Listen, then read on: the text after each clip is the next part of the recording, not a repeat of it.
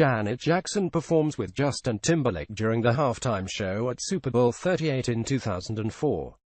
Credit Donald Mirror. Getty Images. This year marks the 10th anniversary of Janet Jackson's infamous wardrobe malfunction Super Bowl halftime show. But the scandalous event has had a lifelong beyond the split second during which Janet's breast was bared. Here now, a timeline of the Super Bowl's most controversial performance, from the planning, to the moment itself, to the current, still-going legal wrangling. Rob Sheffield ranks all the Super Bowl halftime shows ever, from worst to best. December 9, 2003 for the Super Bowl 38 halftime show at Houston's Reliant Stadium. MTV, producing the second straight halftime performance, recruits a lineup that includes Justin Timberlake, Nelly, Diddy, Kid Rock and Janet Jackson.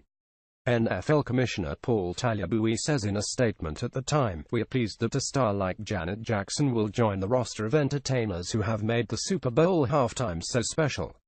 February 1, 2004. Even before the Janet incident, Kid Rock riled up the TV audience by wearing sleeveless Stars and Stripes poncho during his portion of the halftime show. Many viewers complained to the FCC that Rock's wardrobe constituted desecration of the American flag.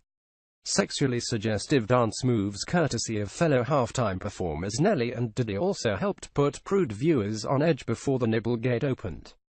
Frank Mitchell. Getty Images. February 1, 2004 Janet takes the stage. The Janet Jackson-centric portion of the halftime show goes smoothly as the singer performs Rhythm Nation and All For You. However, producers opted to have Jackson remain on stage for Justin Timberlake's halftime closing slot. Similarly, if hometown girl Beyoncé was asked to perform at the halftime instead of delivering the Star-Spangled Banner, we could have avoided what came next. The video can be rewatched frame by frame and scrutinized like the Zapruder film. There wasn't much choreography leading up to the moment. Jackson just follows Timberlake around the stage while he sings Rock Your Body. They briefly dance together as they make their way back toward center stage for the grand finale. Throughout the performance, Timberlake's moves were fluid, as if they'd been rehearsed a million times. However, on the closing bet "I'll Have You Naked," you see his approach to Jackson's bustier is stilted and unsure. Although a natural righty, he watches as his left hand makes the crucial grab toward Jackson's wardrobe and pulls on the cue. By the end of this song, for 9/16ths of a second, millions of viewers see Janet's bare breast and its strange star-shaped nipple shield before Jackson realizes what has happened and covers herself up.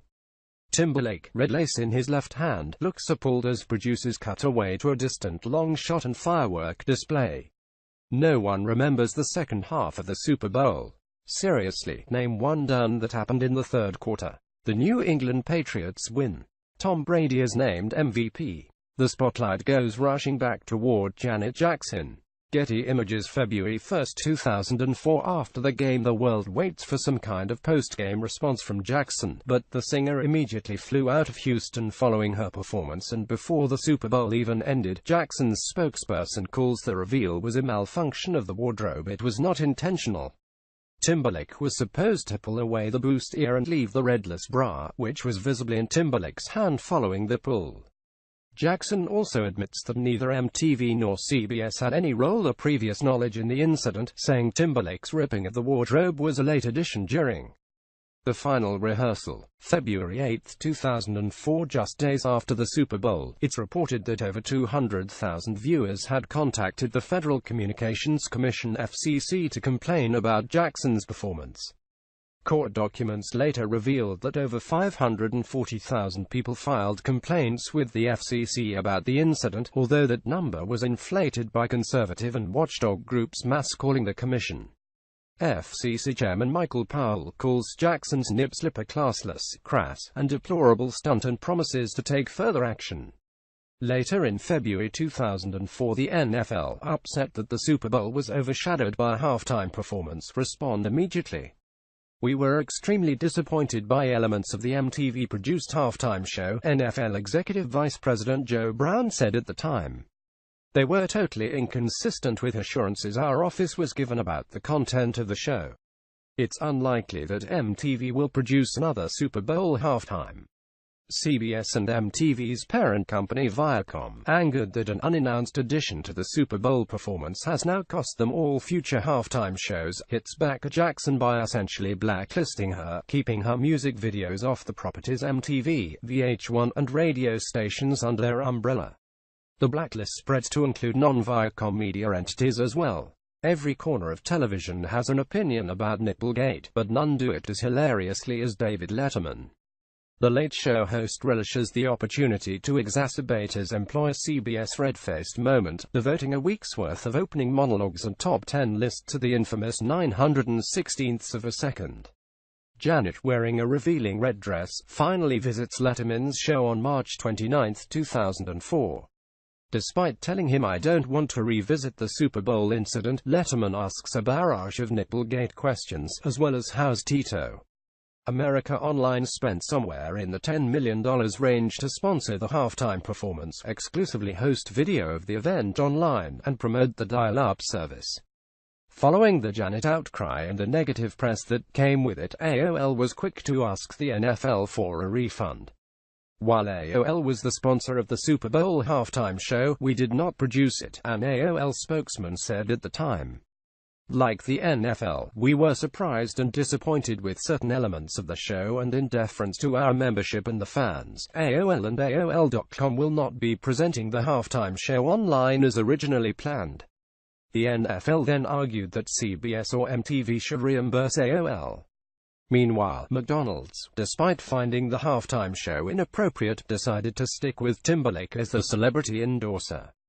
Dennis Brack Bloomberg knew, unlike this year, where CBS broadcast of the Grammys precedes the Super Bowl, in 2004, CBS had the Super Bowl scheduled prior to the Grammys, where Jackson was recruited to present a Luther Vandross tribute.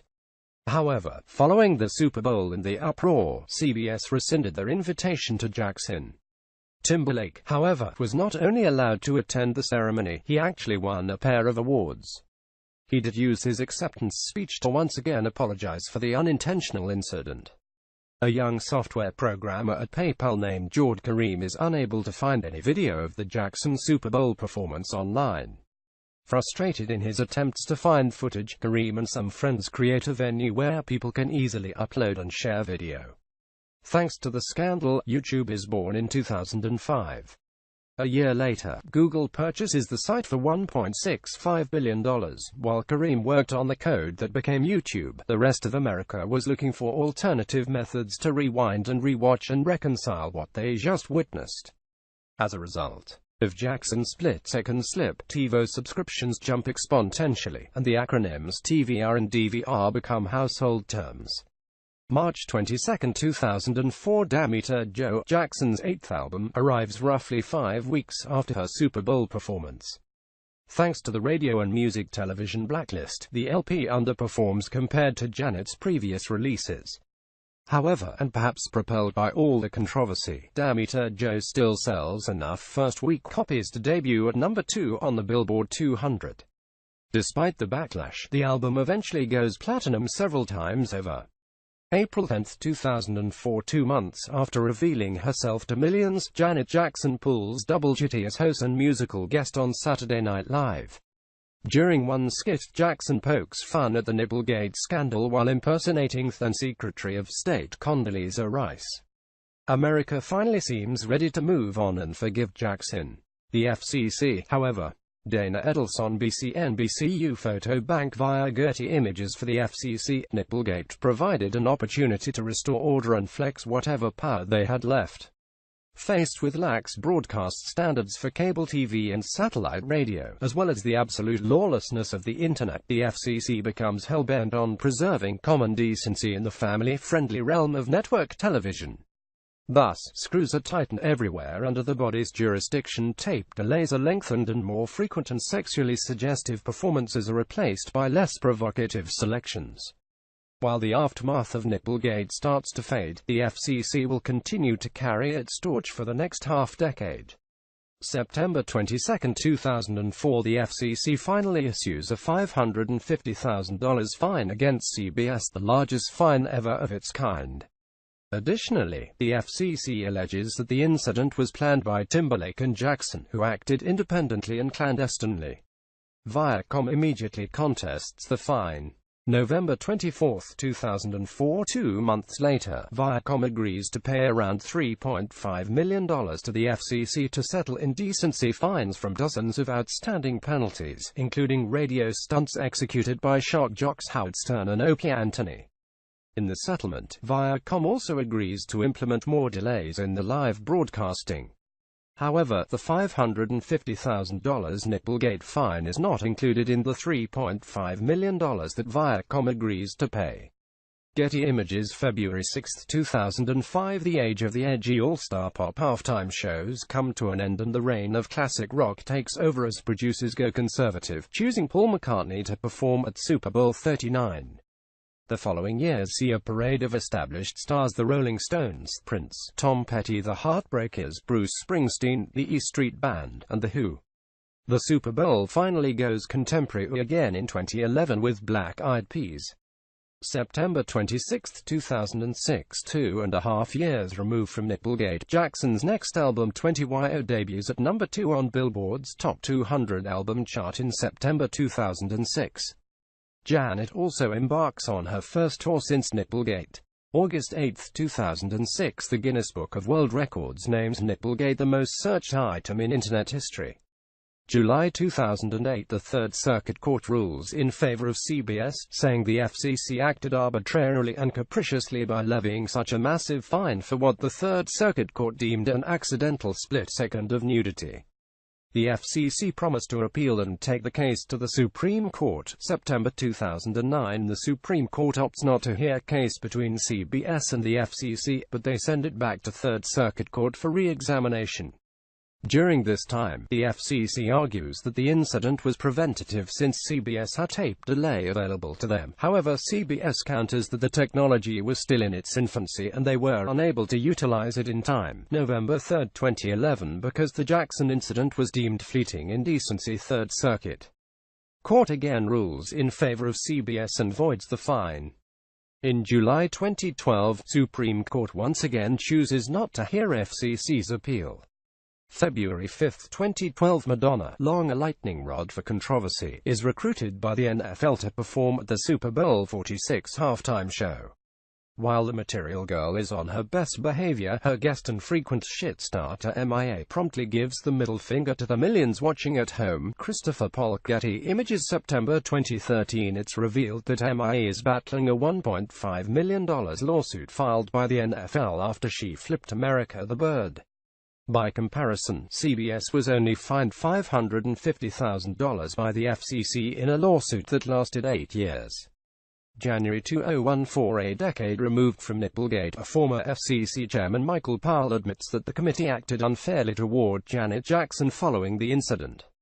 He tells ESPN that the FCC overreacted. "I personally thought that was really unfair. It all turned into being about her," Powell said. "In reality, if you slow the thing down, it's just an ripping off her breastplate."